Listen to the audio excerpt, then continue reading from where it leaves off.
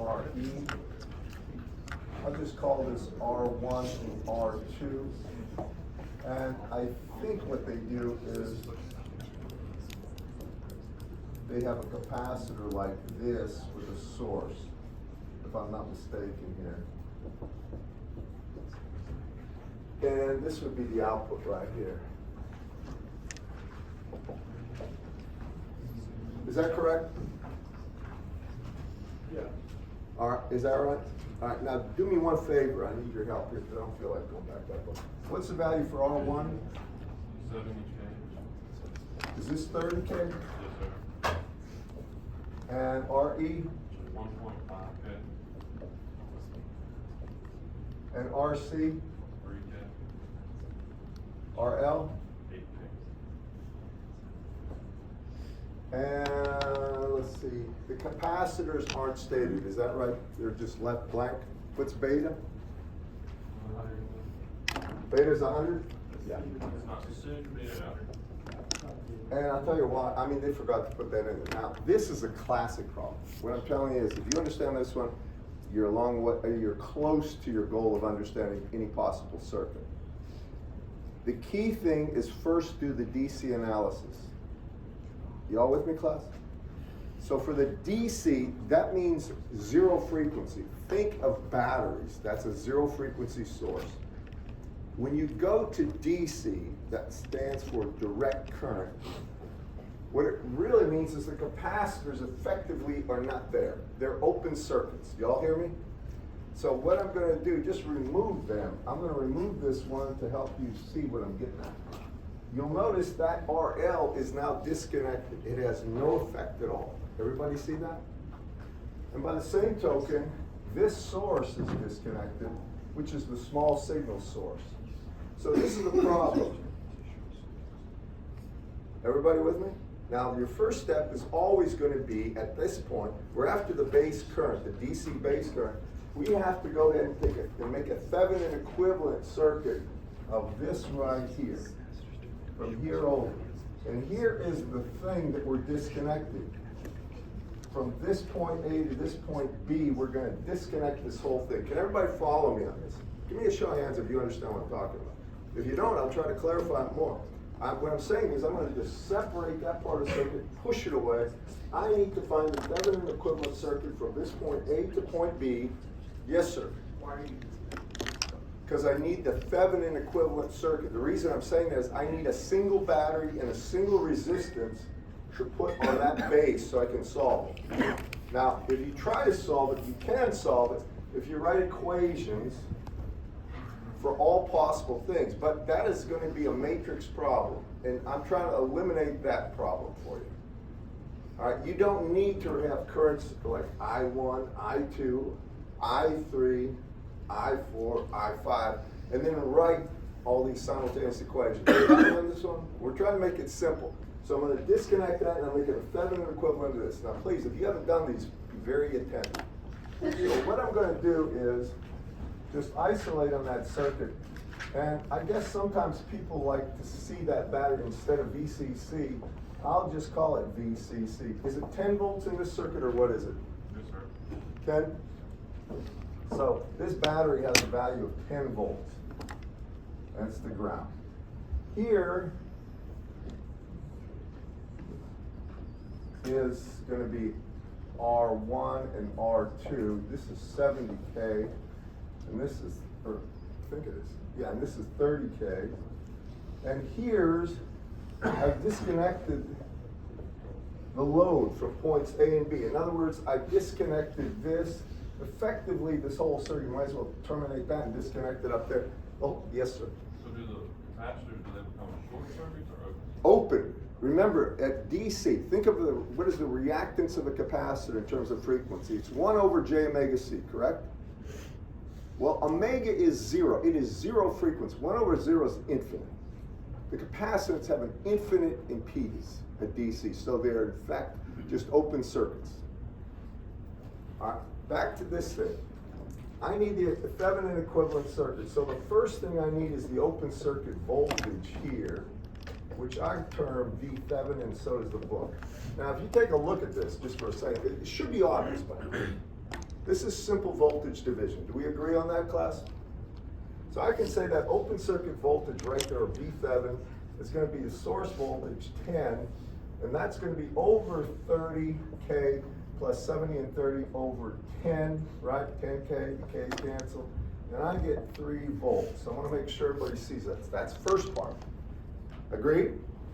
Now the second part people get confused on at times. Yes, sir. Yes, sir. Shouldn't the denominator be 100? Well, what I'm saying is, it's going to be 100K. It should be 100K, but when you do it, it comes down to 3, or it should be 3 over 10. My bad. Thank you. 3 over 10. My bad. 3 volts. I'm getting sloppy, and I don't mean it. You with me, class? Now, once you have that, the next thing you have to get is the Thevenin equivalent resistance. Now, this is important because if people foul this up, everything else is fouled up. So that's the voltage, and then R Thevenin. And here's how we do it. What do we do with the battery if we're doing a Thevenin equivalent? Well, the sources are turned off. If the battery's turned off, 0 volts across it, it's a short. So a battery becomes a short circuit. Right? If it was a current source, it would become an open. Are we clear on that, class? If it's a short circuit, can everybody see effectively this point can be taken right down to here? You all with me? Some people like it drawn where the resistors, if they're in parallel, are just next to each other. So if you like it that way, that's fine. That means that resistor is actually this way. Do you agree with that? All right, now you get the equivalent. I don't care how you do this. But if I take 70 times 30, it's going to be effectively, if you normalize 21, and it's going to be divided by 10, so it's going to be 21K. How many see this? It's in parallel, it's 21K. Are you good on this, class? You know how to get parallel combinations, but. So now I get 21K. So what my circuit looks like, I'll draw it here, is this. I got a battery here of 3 volts. Now I got equivalent resistance of 21K ohms.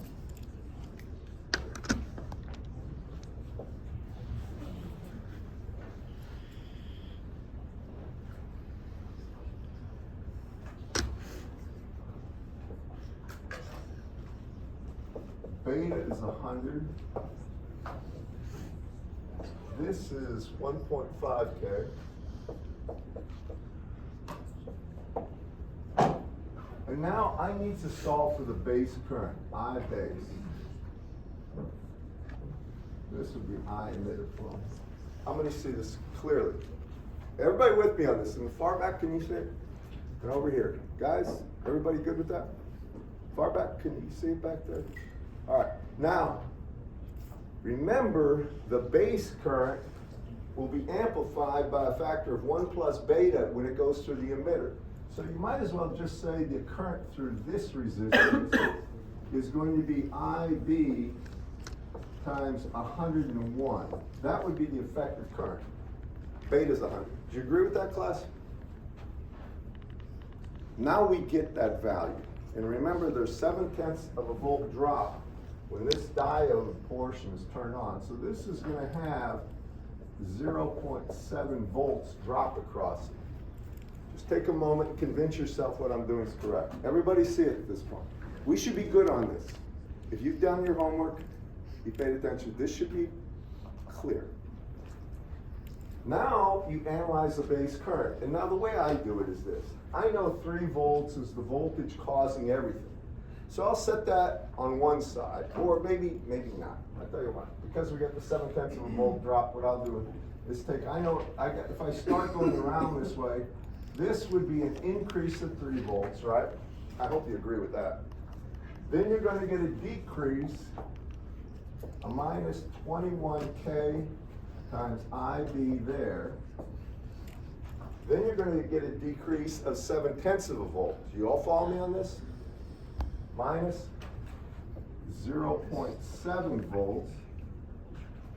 Then I'm going to get a decrease of minus 1.5 K, but it's times 101, and then times times IB. And this whole thing is 0. I'm going to stop for 1 second. First, understand what I've done. Make sure there's nothing unclear. If it is, ask a question, and I'll try to make it clear. Is everybody good with that, class?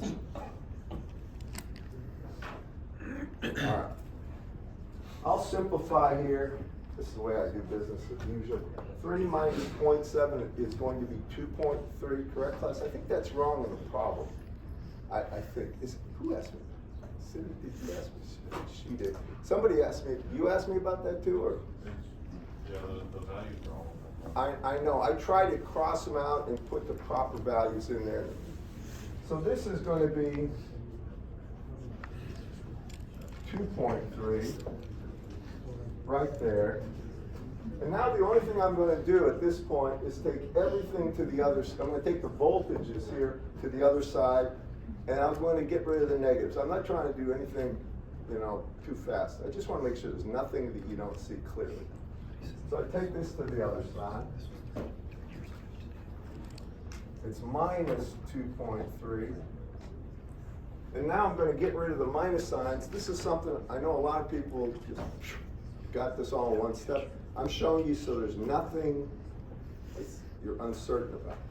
So now I get rid of the negative sign. And then I combined IB and I divide by the sum of those resistances. So now I'll get IB over here. And then I'll get 2.3. And I'll divide this by 21K plus 1.5K times 101. And that should be IB. Can anybody tell me what that is? 0.01333 milliamps.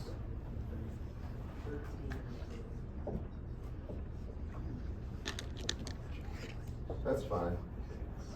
Okay. Now at this point, you should check and make sure VCE is greater than 0.2 volts. You all hear me on this? I've said this over and over. If it's not, the transistor is in saturation, and that means 0.2 volts will be across the base to, or the collector to emitter junction, irregardless of what the other voltages are. So now I'm just going to erase this and do that right here.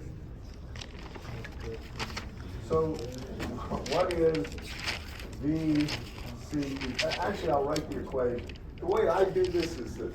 I'll start at VCC, which is 10 volts. Do you all agree we got 10 volts? All right, so if I have 10 volts, then I'm going to take into account the voltage drop here. You all see this, class? So that's going to be RC times beta times IB. Do you agree with that? How many do? Y'all hear me back? So it's going to be minus,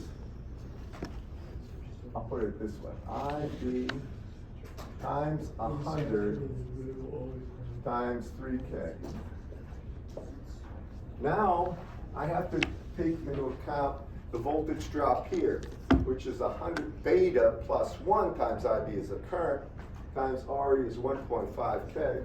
So it's going to be minus IB, which we've calculated, times 101 times 1.5K.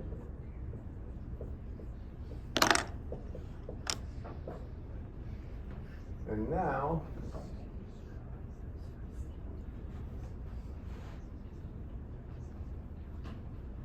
let's try to turn this off.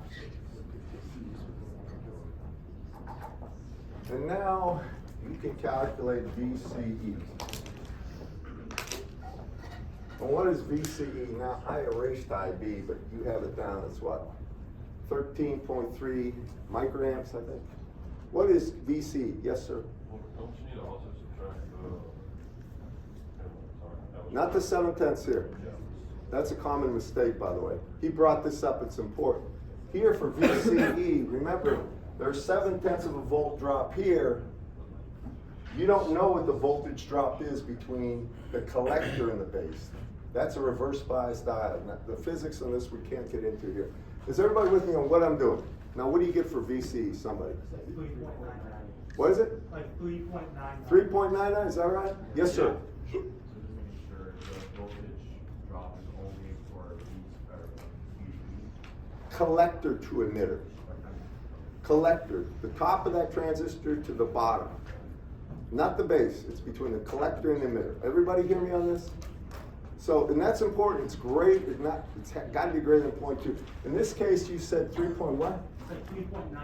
Right up. About 4 volts. Okay, so it checks that box.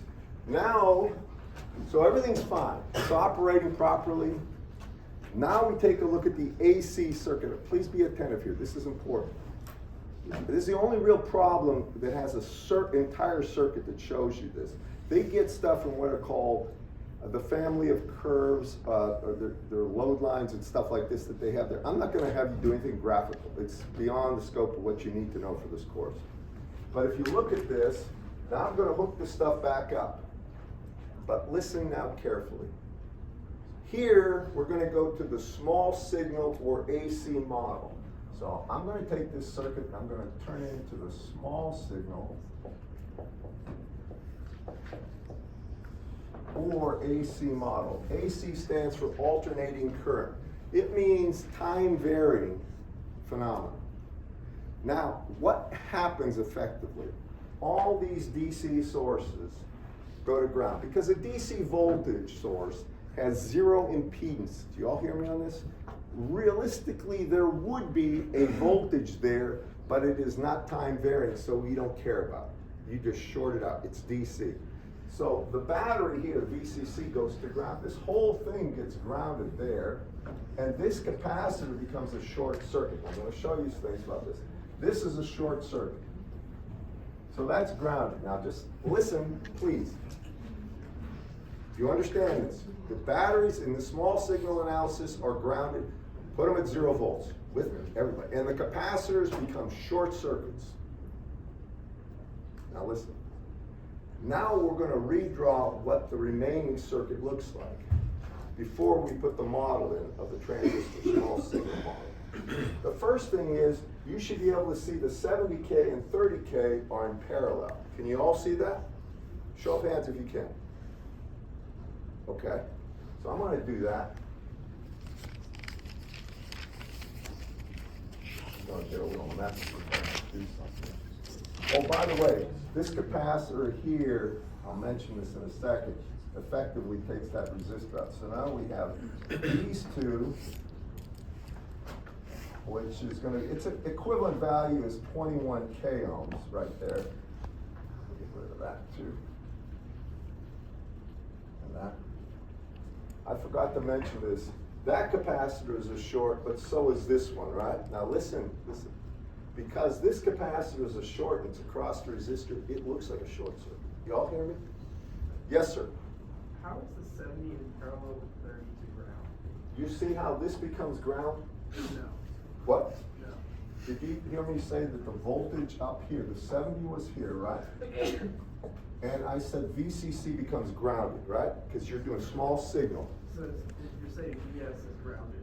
And Not, yeah, well, the source voltage that you're feeding in is called a small signal. It's an AC voltage. But the DC voltages are all set to 0 volts now. Okay.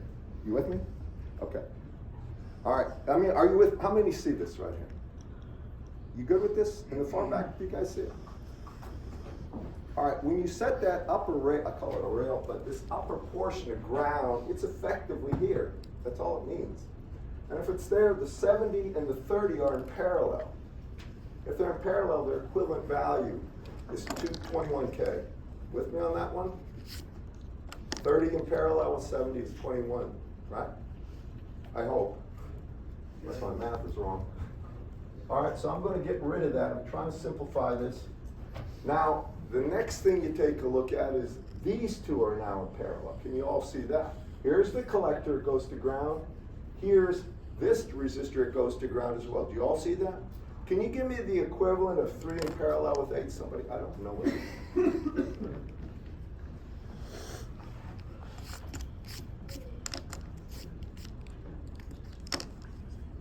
That becomes a short. What is it? 2.18, is that right?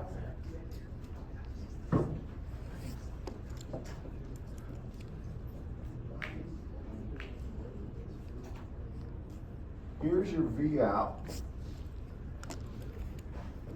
There's the collector, there's the base, and there's the emitter. You all with me?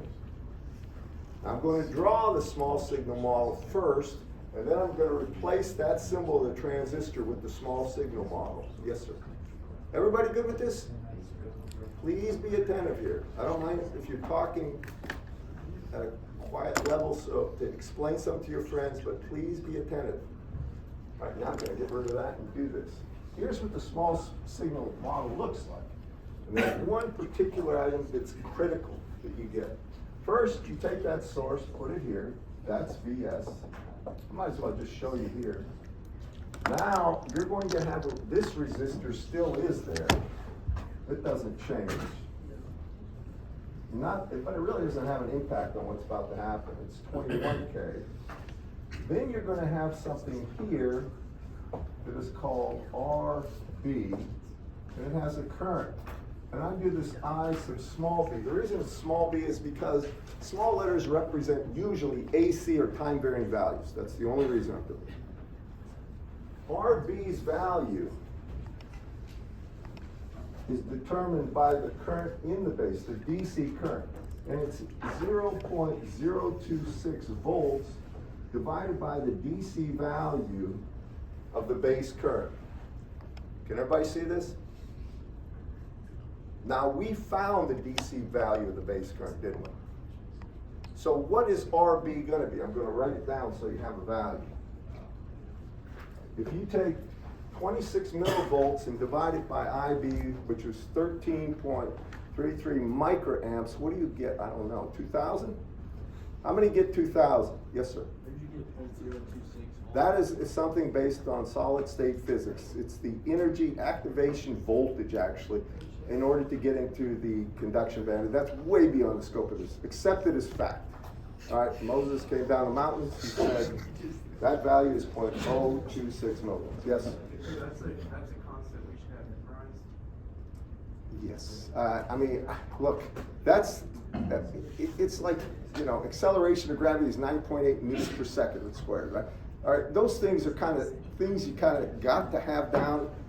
If you really want me to, I'll put V activation or something on the board as 0.026 volts, but I mean, this is kind of one of those things you should know. If you've taken a course in this and have bipolar transistors and you kind of don't know that, they're going to look at you funny, at least for silicon. It's not the same for gallium arsenide and not the same for germanium, but I don't want to get that way off base. Silicon is the predominant. Does everybody know silicon is the primary really element we use to build VLSI circuits? I mean, we do have gallium arsenide, gallium nitride, we do have, those are special, that's very different kind of stuff. All right, yes, sir. It is about 2K. You agree with that? 2K, everybody, Arvin, so 2K it is. I like that number. And he has the wrong value in the book because he has a wrong base current.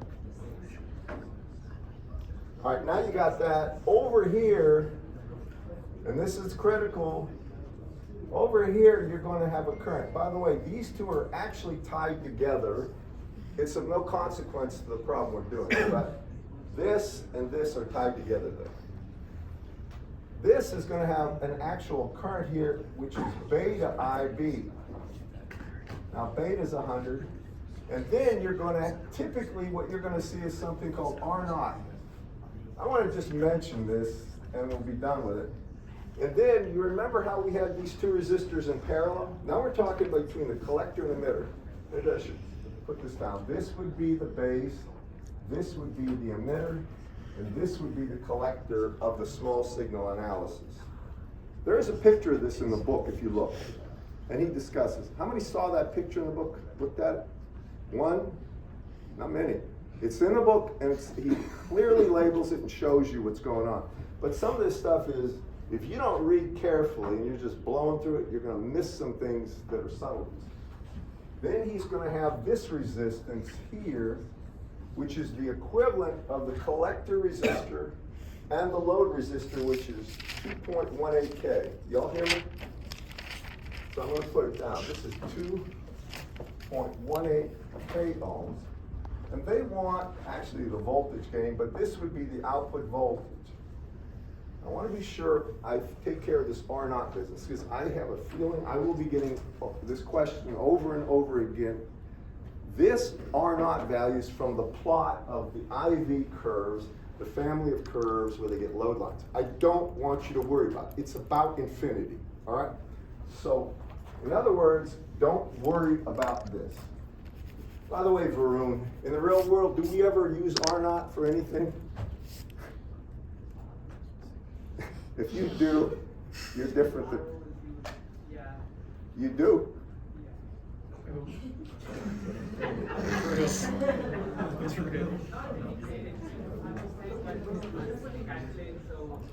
You calculate and you throw it away. At least that's what I do. I mean, it's very large. It's of the order of 100K to a mega ohm. All right, the loads we're talking about are actually K ohm, of the order of K, 10K. All right, let me just focus and get this done so you can get the quiz. Now, at this point, if you just look at this, hear me. Try to hear me. The only thing we need is this current, right? Now look, focus now, please. What is this current if we assume Vs? We don't know Vs, right? Well, that current IB is what? It's Vs over RB. Do you agree with that? You'll notice this resistance plays no role in determining that current. Everybody see that? I'm showing you really the features you need to notice. Once we have this current here, we have this current, right? That current is now, and I'm going to just put it in there, is beta times Vs divided by RB. Do you agree with me? Over here. Francis, all right? Now, once you have that current, all that current goes through this resistor. Take note of one thing. The voltage will be developed plus to minus with the plus on the bottom. So I can say that V out, and I'll rewrite it right here, V out is going to be minus, and it's beta Vs RB divided by RB times that 2.18K. Now this is just RC in parallel with RL. If you want to write that down, go ahead. Did you hear me? That is the parallel combination of the load resistor and the collector resistor. Maybe I'll put it down. RL in parallel with RC is what goes there. Now I have V out, right?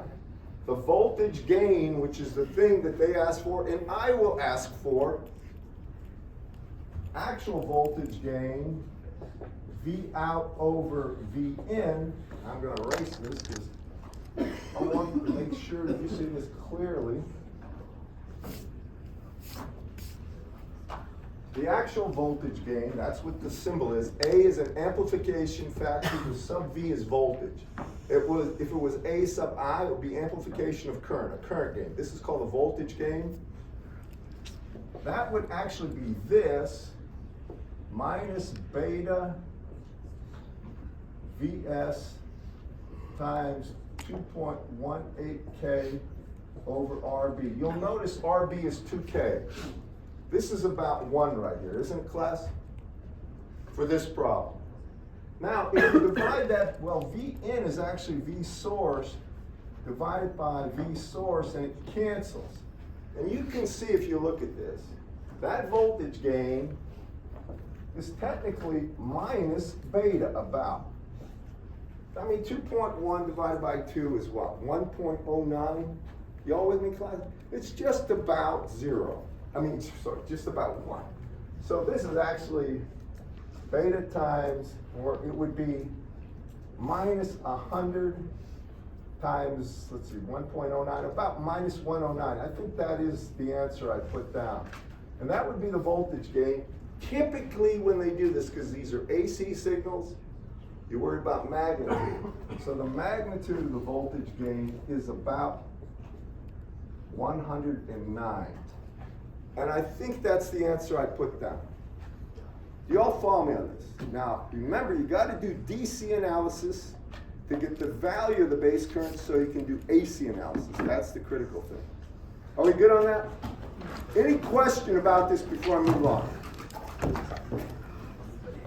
Yeah. This is about to, this is gonna be on stand. On what? Never mind. All right, class, please spread out. There's enough room so you can get one desk separating you. I'm asking you to do this as a favor to me.